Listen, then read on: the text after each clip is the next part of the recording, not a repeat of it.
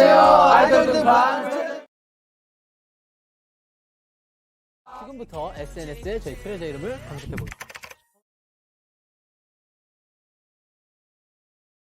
이번 앨범이네. 이번 앨범 사진으로 바뀌었네요. 싱글 1집 The First Step Chapter 1 1주년. SMA Negeri 1 Bandung merupakan salah satu SMA yang ada di Yogyakarta. SMA Negeri 1 Bantul terletak di Jalan Kiai Haji Wahid Hasyim, Jetis, RT 3 RW 8, Palpabang, Kecamatan Bantul, Daerah Istimewa Yogyakarta. Di sini, SMA Negeri 1 Bantul dibuka pada tanggal 17 September dan didirikan oleh Bapak KRT Sosro Diningrat atau Bupati Bantul, di mana SMA Bantul ini merupakan perkembangan selanjutnya yang semakin dipercaya oleh masyarakat. Hal ini terbukti dalam penerimaan siswa baru yang selalu dibanjiri oleh pendaftar. Selain itu, dalam perkembangan selanjutnya, mulai tahun ajaran 2009-2010, SMA Negeri 1 Bandung dipercaya oleh Direktorat Pendidikan Dasar dan Menengah Depdiknas RI untuk menyelenggarakan program rintisan sekolah bertaraf internasional. Selain itu, mulai tahun 2007-2008 menyelenggarakan rintisan sekolah kategori mandiri atau SKM dan telah dinyatakan siap sebagai sekolah kategori mandiri atau sekolah standar nasional. Setelah itu, ada beberapa perubahan oleh pemerintah pusat yang secara resmi dinyatakan bahwa RSBI dihapuskan. Kemudian pada tahun 2013, SMA Negeri 1 Bantul mendapatkan kehormatan sebagai tempat launchingnya kurikulum 2013, sehingga SMA Negeri 1 Bantul pada tahun itu menerapkan kurikulum 13 dan menyelenggarakan juga program. Sedangkan untuk sarana dan prasarana, SMA Negeri 1 Bantul sangat lengkap. Di sini terdapat beberapa laboratorium, ada laboratorium komputer, bahasa, kimia, biologi, fisika dan IPS. Kemudian juga terdapat perpustakaan Amarta. Selain itu juga ada galeri perpustakaan Amarta, ruang kitab, sarana olahraga seperti lapangan bola voli, lapangan basket, lapangan tenis, dan lapangan futsal, serta ruangan kelas yang dilengkapi dengan LCD proyektor, kipas angin, sound system, CCTV, dan AC untuk memaksimalkan kegiatan belajar mengajar. Selain itu, SMA Negeri 1 Bantul juga dilengkapi dengan free hotspot area, ruang aula dan meeting, unit kegiatan sekolah, masjid 2 lantai, ruang teacher research and reference center, ruang keterampilan dan seni, kantin sehat sabar, yang dimana di situ juga sudah menerapkan larangan untuk penggunaan plastik dan sedotan, kemudian ruang UKS dan koperasi siswa serta lainnya.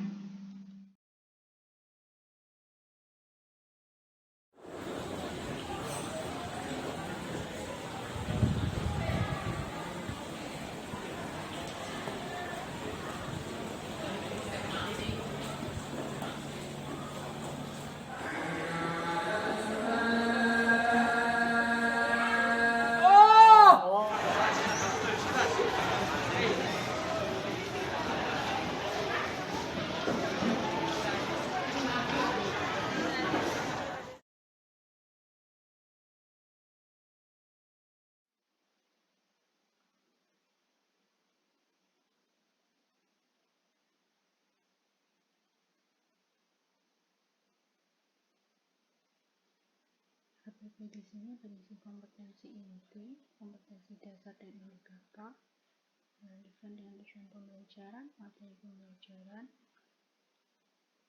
Di sini sudah terdapat beberapa materi, kemudian dilanjutkan dengan modal, pendekatan dan metodenya.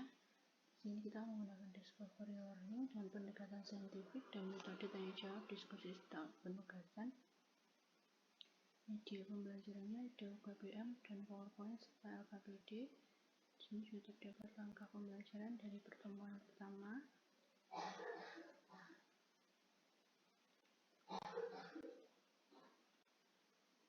pertemuan kedua, sampai pertemuan ketiga, dilengkapi dengan pertanyaan yang harus diajukan dan langkah-langkah secara jelas. Ini juga terdapat instrumen penilaian, ada soal kelompok, kemudian soal LKPD,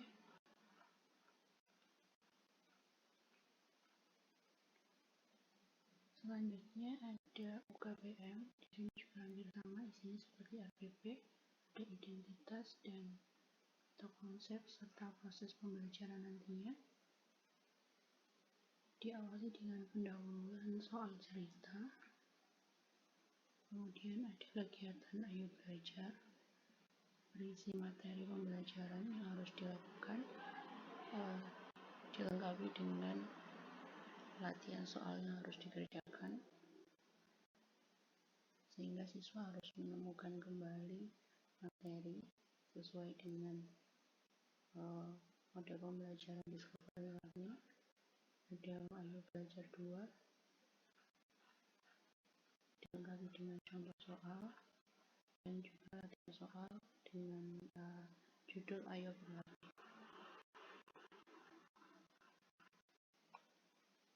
Kemudian juga terdapat LKPD, tadi seperti yang ada di RPP, dengan 10 soal, 5 soal berupa option dan 5 soal uraian. Kemudian juga terdapat kunci jawaban disertai dengan pembahasan soalnya. Ada juga kisi-kisi soal sesuai dengan level kognitif dan juga indikator soalnya.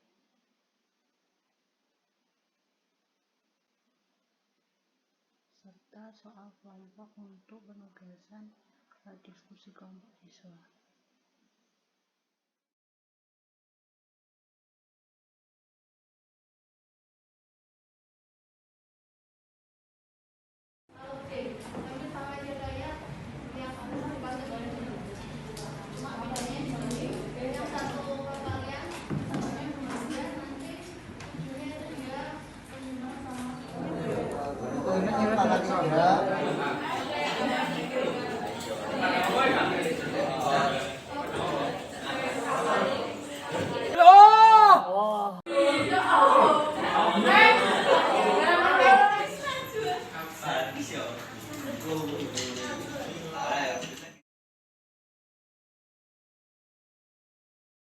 Ya Mbak, kami dari kelas 12 IPA 6 akan menyampaikan kesan-kesan selama diajar oleh Mbak Najla dan Mbak Isti.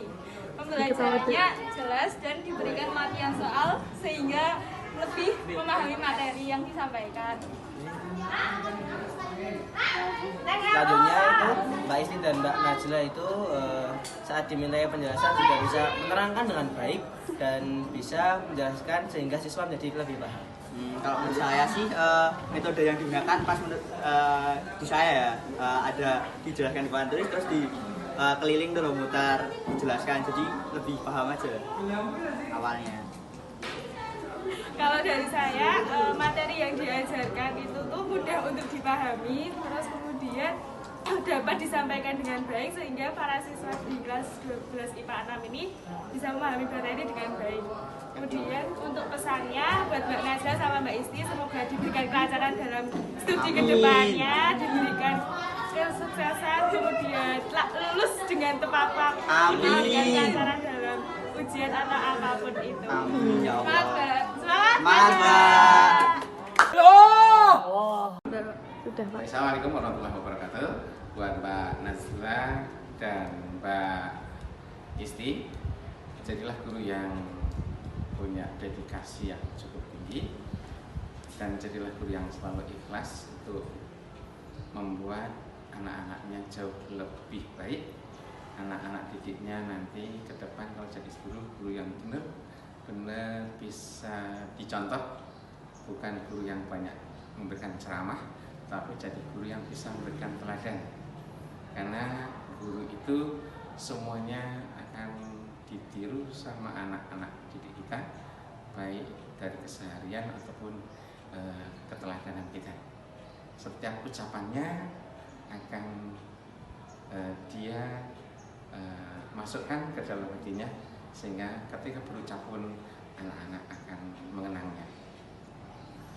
Buat Mbak Najla dan Mbak Siti, semoga besok ke depannya jadi guru-guru yang teladan, guru-guru yang bisa menjadi pioner di depan pendidik yang sangat diharapkan oleh negeri ini. Saya kira sekian ya. Assalamualaikum warahmatullahi wabarakatuh. Sekali lagi. Sabar. Jaya.